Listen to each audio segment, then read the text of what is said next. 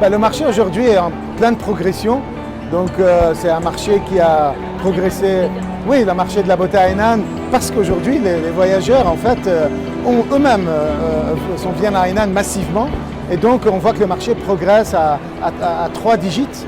Et ce qui est très important, c'est que les maisons et les marques puissent accompagner en fait le rêve de ces voyageurs qui cherchent des expériences, des services, qui cherchent aussi des marques qu'ils connaissent. Et c'est ainsi qu'on voit à Hainan une très grande opportunité qui va aussi bien être complémentaire par rapport au développement du marché domestique en Chine. Pour nous, ça traduit un pas supplémentaire dans l'ouverture du pays. Ça traduit un pas supplémentaire dans ce qu'on appelle la dual circulation.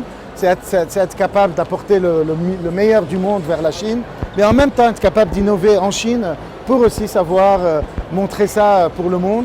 Et c'est dans cet esprit-là qu'on a répondu favorablement à cette expo ici à Hainan et qu'on continue en fait dans notre démarche de créer la consommation et la bonne consommation pour la Chine.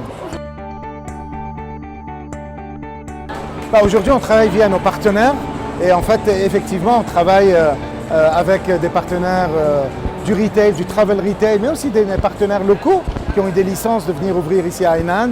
Et c'est à travers eux qu'on va aujourd'hui exprimer nos marques et nos services. Aujourd'hui, les défis, en fait, c'est toujours la capacité de continuer à s'adapter et la rapidité sur laquelle on s'adapte. Et on a bien vu qu'il y a des nouvelles tendances qui ont émergé du Covid. On a réussi quand même à en répondre à un certain nombre, mais c'est toujours important de rester alerte pour encore mieux comprendre l'évolution. Et c'est pour ça qu'en début de mois dernier, on a présenté notre stratégie de l'évolution. C'est être capable de saisir ce qui commence.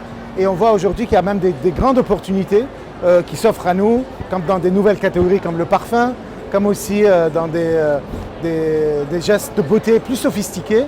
Et c'est ainsi qu'on se prépare pour continuer toujours à répondre aux consommateurs chinois.